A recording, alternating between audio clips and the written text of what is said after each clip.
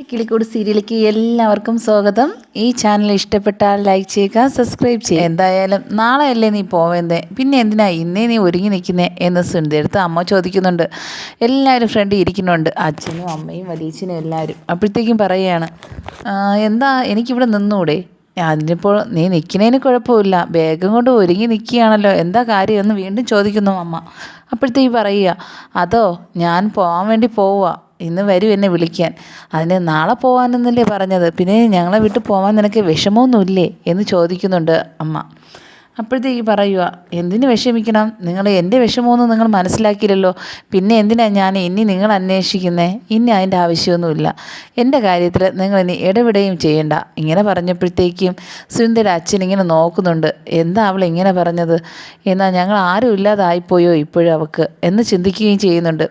അപ്പോഴത്തേക്ക് അമ്മ പറയുക, എൻ്റെ ഒരു നല്ലൊരു ഭാവി നിങ്ങളായിട്ടാണ് നശിപ്പിച്ചത്, എന്നിട്ട് നല്ലൊരു ഭാവി നിങ്ങളായിട്ട് എനിക്ക് തരുകയും ചെയ്തു. കേട്ടുകൊണ്ട് എല്ലാവരും ഇങ്ങനെ അന്തം വിട്ട് നോക്കിയിരിക്കുക. എന്താ ഇവൾ കഴിഞ്ഞതിനെക്കുറിച്ച് വീണ്ടും പറയുന്നേ, ഞങ്ങളെ ഇഷ്ടമില്ലാതായോ അവൾക്ക് എന്ന് ചിന്തിക്കുന്നുണ്ട് അച്ഛൻ. എന്തായാലും ഞാൻ പോവുക, ഇനി എനിക്ക് നിങ്ങളാലോചിച്ച് എനിക്കൊരു വിഷമവും ഇല്ല എന്നും പറയുന്നുണ്ട് സുനിത. ഇത് കേട്ടപ്പോഴത്തേക്ക് അമ്മ പറയുക, നീ അങ്ങനെ പറയുന്നത് എനിക്കറിയായിരുന്നു, നീ ഇവിടെ ഉള്ളപ്പോഴത്തേക്ക് ഞങ്ങളുടെ അങ്ങനെ ആയിരുന്നില്ലേ, എപ്പോഴും സുഭാഷ്.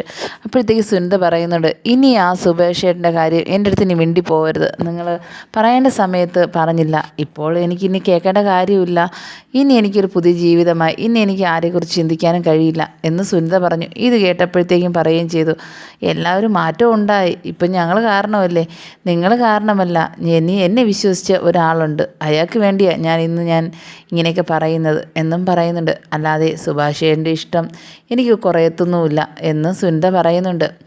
അങ്ങനെയാണെങ്കിൽ സുഭാഷിൻ്റെ വീട്ടിലാണെങ്കിൽ വീണ്ടും അവരുടെ സംശയങ്ങൾ ഇതുവരെ തീർന്നില്ല. വീണ്ടും സുനിതയും സുഭാഷും തമ്മിലുള്ള ഇഷ്ടമാണോ, എന്തിനാണ് വന്നത് എന്നുള്ള ചർച്ചകൾ വീണ്ടും നടന്നുകൊണ്ടിരിക്കുക.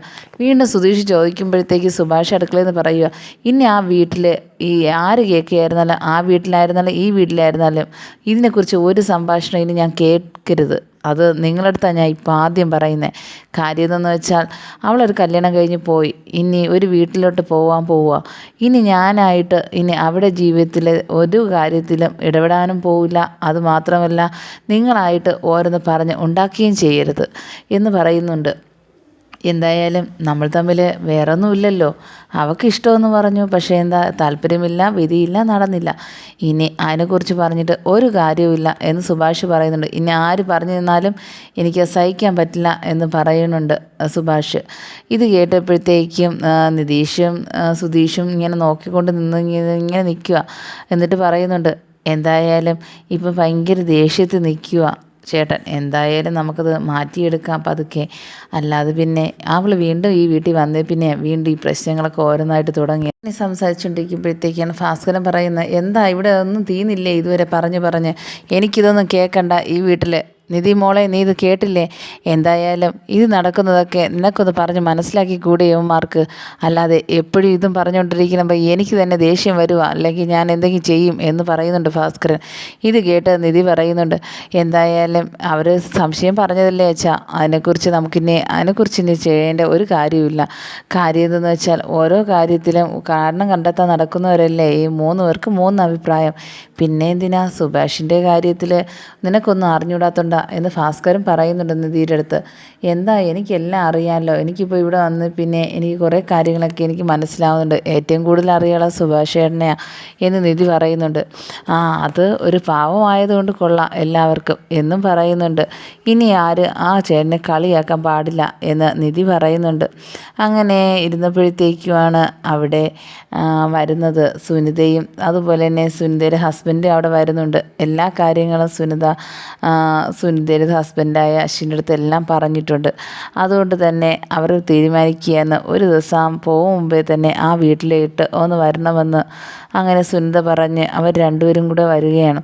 വന്നപ്പോഴത്തേക്കും എല്ലാവരും ഇങ്ങനെ നോക്കി നിൽക്കുക, എന്താ ഒരു ഇതുമില്ലാതെ അവർ വരുന്നേ, ഒന്നും മനസ്സിലായില്ല. എല്ലാവരും അന്തം വിട്ട് നിൽക്കുകയും ചെയ്യുന്നുണ്ട്. അങ്ങനെ അവർ വന്നപ്പോഴത്തേക്കും വീണ്ടും സുനിത ചോദിക്കുകയാണ്, എന്താ എന്നെ ആദ്യമായിട്ട് കാണും പോലെ എല്ലാവരും ഇങ്ങനെ നോക്കുന്നേ, ഞാനിവിടെ വന്നത് ആർക്കും ഇഷ്ടമായില്ലെന്ന് എനിക്കറിയാം, പക്ഷേ എനിക്ക് വന്നല്ലേ പറ്റുള്ളൂ എന്നും പറയുന്നുണ്ട്. ഇത് കേട്ടപ്പോഴത്തേക്കും ഭാസ്കരൻ ചോദിക്കുന്നുണ്ട്, എന്താ നിൻ്റെ അമ്മയും നിൻ്റെ അച്ഛനാരും കണ്ടില്ലേ നീ ഇങ്ങോട്ട് വരുന്നേ? വന്നിരുന്നെങ്കിൽ കാണാമായിരുന്നല്ലോ, ഇവിടെ ഇങ്ങോട്ട് ചൂട്ടും കെട്ടിക്കൊണ്ട് ഇങ്ങോട്ട് വരുന്നത് കാണാമായിരുന്നല്ലോ എന്ന് പറയുന്നുണ്ട്. എന്തായാലും ഞാൻ വന്നത് അവരാരും പറഞ്ഞില്ല. ഞാൻ ആദ്യം പറഞ്ഞു വീട്ടിലോട്ട് പോവാമെന്ന്, പക്ഷേ ഇങ്ങോട്ട് വരുന്നത് പറഞ്ഞില്ല. എന്നാലും മനസ്സിലായി കാണും ഇങ്ങോട്ടാണ് വന്നതെന്ന്. അശ്വിൻ്റെ അടുത്ത് എല്ലാ കാര്യങ്ങളും ഞാൻ പറഞ്ഞിട്ടുണ്ട്. അതുകൊണ്ട് തന്നെ അശ്വിനും പറഞ്ഞു ഞങ്ങൾക്ക് ഒരു ദിവസം വീട്ടിലോട്ട് പോവാമെന്നുള്ള തീരുമാനത്തിലാണ് ഞാനും അശ്വിനും കൂടെ ഇവിടെ വന്നത്. അങ്ങനെ സുനിത ഇത് പറഞ്ഞത് കേട്ട് സുഭാഷാണെങ്കിൽ കണ്ണ് നിറഞ്ഞു പോയി. കാര്യം എന്തെന്ന് വെച്ചാൽ ഇത്രയും ഇഷ്ടപ്പെട്ട ഒരു കുട്ടി വീണ്ടും തൻ്റെ വീട്ടിൽ വന്നിരിക്കുമ്പോഴുള്ള ആ ഒരു വിഷമം അത് സുഭാഷിൻ്റെ മനസ്സിലുണ്ടായിരുന്നു. അതുപോലെ തന്നെ സുധീഷും നിതീഷും എല്ലാവരും കൂടെ തന്നെ അവർ പറയുന്നതെല്ലാം കേട്ടുകൊണ്ട് നിൽക്കുകയും ചെയ്യുന്നുണ്ട്. എനിക്കാണെങ്കിൽ അവിടെ അവർ വന്നപ്പോൾ മുതൽ ഭയങ്കര സന്തോഷം. കാര്യം എന്ന് വെച്ചാൽ വന്നല്ലോ എന്നുള്ളൊരു ചിന്തയുണ്ട്. അങ്ങനെ എല്ലാവരും സംസാരിച്ചുകൊണ്ടിരിക്കുകയും യാത്ര ചോദിച്ച് പോകാൻ വേണ്ടി ഇറങ്ങുമ്പോഴത്തേക്കും നിധിയെടുത്ത് പറയുകയും ചെയ്യുന്നുണ്ട്, എല്ലാത്തിനും വളരെ നന്ദി. ഈ വീട്ടിലാണെങ്കിൽ ഇങ്ങനൊരു മാറ്റം വരാൻ കാരണം നീ